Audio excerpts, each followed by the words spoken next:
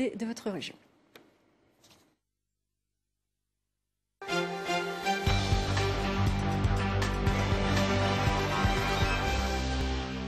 Bonsoir à tous et bienvenue sur France 3 pour Sud-Aquitaine. Nous sommes dans le parc Beaumont, à quelques mètres de l'hôtel où séjourne l'équipe de France féminine de handball. Nous irons à leur rencontre dans ce journal. Avant cela, la fin du centre d'enfouissement et déchets de Précillon. Une question se pose à présent, où installer un nouveau centre? Mais tout de suite, le dernier épisode d'une polémique qui dure depuis un an. Le gouvernement a donc renoncé à lâcher un ours dans les Pyrénées. Le rappel des faits avec Olivier Guéraud. Il n'y aura pas de réintroduction d'un ours en Béarn cette année. Pour justifier cette décision, le ministère de l'Environnement a parlé de la sécheresse et des difficultés rencontrées par les éleveurs. Un argument qui a fait sourire, sachant que le département est un des rares à ne pas être en alerte sécheresse.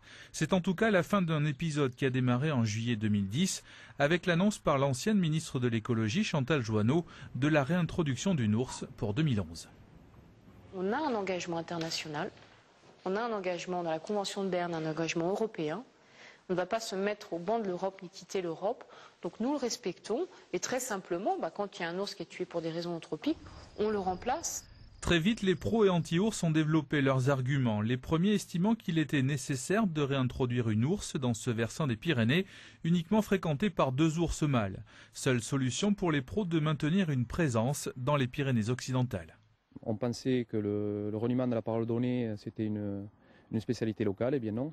En fait, cette décision de l'État, c'est signer l'arrêt de mort de l'espèce dans les Pyrénées occidentales et c'est porter un coup fatal au patrimoine naturel et culturel du Béarn. En Valais, les bergers sont soulagés par cette annonce. Ils estiment que la cohabitation entre l'ours et l'homme, préconisée par le ministère de l'Environnement, n'est pas viable. Moi, je n'y ai pas été, mais d'autres ont été voir dans les Abruzzes, en Espagne, partout. Et on se rend compte que ou c'est l'ours, ou c'est les bergers, ou c'est l'homme. Mais les deux ensemble, partout où il y a des problèmes, ça ne se passe pas bien. Dans son communiqué, la ministre de l'Environnement précise que la restauration d'une population viable d'ours bruns dans les Pyrénées constitue un impératif et demeure un objectif à atteindre. Le débat est loin d'être clos. On en sait un peu plus sur l'interception du convoi GoFast qui a eu lieu lundi soir en Vallée d'Aspe entre France et Espagne. Ce ne sont pas 800 kilos mais 2 fois 800 kilos qui ont été saisis. La drogue de la résine de cannabis était conditionnée en valise marocaine au nombre de 25. La valeur marchande est estimée à environ 10 millions d'euros. La drogue a été répartie dans 2 voitures, la première interceptée en France, la seconde retrouvée côté espagnol abandonnée. Une seule personne a été déférée aujourd'hui devant le magistrat instructeur en charge de cette procédure. La suite de l'enquête, nous l'espérons, nous permettra vraisemblablement de donner des noms aux personnes qui occupaient ces véhicules qui étaient associés au convoi et nous l'espérons de les interpeller, de les intercepter, que ce soit en France, en Espagne ou à l'étranger. Au cours de l'interception par les douaniers lundi soir, plusieurs membres du commando ont réussi à prendre la fuite. Le dispositif en place était normal. C'était un contrôle inopiné, fortuit si vous voulez, mais ce sont les contrôles qui sont menés tout au long de l'année, que ce soit par la BSI d'Oléron ou par les unités de France. C'est la plus grosse saisie de drogue réalisée dans les Pyrénées-Atlantiques depuis le début de l'année. Des déchets par milliers de tonnes. Nous sommes au centre d'enfouissement technique de Précillon et non pas dans une décharge. Dans ces fosses, pas d'ordures ménagères, mais des déchets ultimes. Alors, les déchets qui sont enfouis, ce sont des déchets inertes qui proviennent des déchetteries. Donc quand vous allez dans une déchetterie, jeter un vieux matelas, un vieux canapé, eh bien il termine ici, ou des vieux pots de jardinière, etc. Ça termine ici. Donc ce sont les déchets des déchetteries de l'ensemble du territoire du Béarn. En tout, 22 000 tonnes par an. Un peu plus loin, le dernier casier encore libre, une immense fosse sur plusieurs niveaux avec des dispositifs très spécifiques à l'enfouissement des déchets. Comme on le voit derrière moi, ces casiers sont des structures très techniques puisqu'elles sont recouvertes de géomembranes, c'est-à-dire des structures qui permettent d'imperméabiliser le casier. Et au fond du casier, il y a un système drainant puisqu'on recueille les eaux qui vont percoler dans le massif de déchets. Seulement voilà, fin 2014, cette fosse sera pleine. Il faudra alors se tourner vers un autre centre d'enfouissement, pas encore créé. Et c'est là que le bas blesse. Les 5 communes retenues pour ce projet sur le plateau de Gers et le canton de Morlas ne sont pas du tout d'accord. On utilisera tous les moyens de droit pour s'opposer à cette réalisation, surtout placé où ce projet est prévu. totalement sous les vents dominants de la commune, et puis dans une zone agricole qui est certainement une des plus fertiles de notre commune. Les maires des communes concernées réclament une réflexion globale à l'échelle du Béarn. En attendant, les déchets continuent d'arriver au centre de Précillon. L'équipe de France féminine de handball est à Pau. Dimanche, elle affrontera la Slovénie au Palais des Sports. Alors dans quel état d'esprit sont les joueuses et les entraîneurs avant ce match qui peut s'avérer déterminant?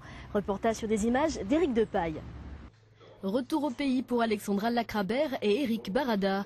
Les deux Béarnais de l'équipe de France féminine de handball sont sur leur terre pour affronter la Slovénie dimanche lors d'un match qualificatif pour le Mondial 2011. Ancienne joueuse de gants et de board, Alexandra Lacrabert côtoie aujourd'hui les plus grandes. Pourtant le hand n'était pas son premier choix. Je voulais pas faire ça avant, je voulais faire du rugby. Donc mes parents m'ont dit non, après je les remercie. Donc après depuis quand j'étais à l'école, j'ai fait une fois du handball et j'ai continué. Après je suis partie en sport-études avec Eric Barada et il m'a aidé à aller au plus haut niveau. Eric Barada, l'autre enfant du pays, toujours content de revenir à Pau avec l'équipe de France. Ça fait toujours plaisir, mais c'est un peu paradoxal parce qu'en même temps, il y a ce côté fierté de venir jouer chez soi et en même temps un petit peu de pression parce qu'on a envie de bien faire. Envie de bien faire et surtout envie de gagner. Ce match contre la Slovénie, c'est une étape importante sur le chemin qui mène aux Jeux Olympiques de Londres. Les Bleus l'ont bien compris. En stage à Cabreton en début de semaine, elles reviennent aujourd'hui plus motivées que jamais. Pour nous, c'est capital. C'est du stress parce qu'effectivement, on n'a pas le droit à l'erreur. Personne ne comprendrait qu'on soit éliminé contre la Slovénie. Maintenant, je pense qu'il faut qu'on réalise un bon match, au moins un bon match. Et bien évidemment que nous préférerions le premier parce qu'on irait rassurer à Ljubljana, mais on ne sait jamais comment ça peut se passer. Par contre, elle, c'est vrai que d'abord, c'est des bonnes joueuses, c'est une bonne équipe et puis croit rien à perdre. Donc il faut être prêt. France-Slovénie, c'est dimanche à 18 h au Palais des Sports de Pau. Match retour le 12 juin à Ljubljana. De l'allure, de la puissance, la gymnaste Soifa Casalis maîtrise déjà beaucoup d'éléments de son sport. À 11 ans, la Paloise, championne de France des régions, fait partie des espoirs tricolores. Salto, flip, rondade, à la poutre sur 5 mètres de long et 10 cm de large, elle montre déjà beaucoup d'aisance. À la poutre, je travaille les rondades vrillées en sortie de poutre et quelques nouveautés, flip tendu décalé. Et voilà. Rotation sur les barres asymétriques. Là aussi, le talent s'exprime. 10 heures de travail par semaine avec son entraîneur Joël Rousselet pour arriver aujourd'hui au début d'une carrière de haut niveau. Elle a suivi la démarche pour rentrer au Pôle Espoir de Marseille, donc en 6e, la rentrée en 6e. Elle va s'entraîner là-bas environ 25 heures par semaine. L'année prochaine, elle va faire les coupes nationales, puisque ayant fait le championnat de France, elle peut accéder aux coupes nationales. Et elle fera probablement aussi le championnat de France élite. Alors, saut de main, salto, avant. La réussite de Soifa est un exemple pour son équipe. Avec ses copines Léonie, Audrey, Claire et Lou, elles seront au championnat de France des clubs ce week-end à Cholet. Une dernière compétition pour Soifa avant de partir pour le Pôle Espoir de Marseille, une nouvelle vie de sportif de haut niveau. Je ferai l'école le matin et après-midi la gym ou soit l'inverse. Et le but c'est quoi? Après d'aller à l'équipe de France et après faire les Jeux Olympiques. Championnat de monde, championnat d'Europe. L'Union gymnique paloise fêtera cette année ses 60 ans. Le club compte 300 licenciés, une réussite pour une équipe de passionnés.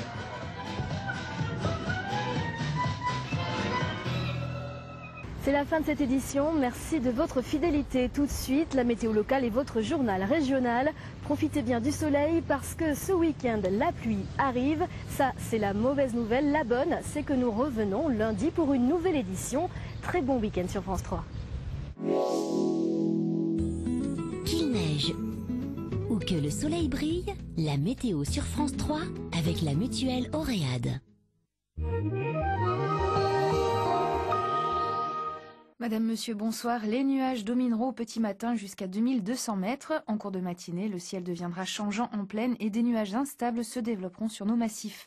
Dans l'après-midi, les nuages deviendront menaçants et donneront des averses. Ces ondées, parfois soutenues, pourront être accompagnées d'orages. Globalement, le temps sera plus agité à l'est que vers la côte. Au lever du jour, il fera 4 degrés à Gourette, 12 à Tarbes et 14 degrés à Dax. L'après-midi, Mont-de-Marsan affichera 25 et Oloron 22. Qu'il neige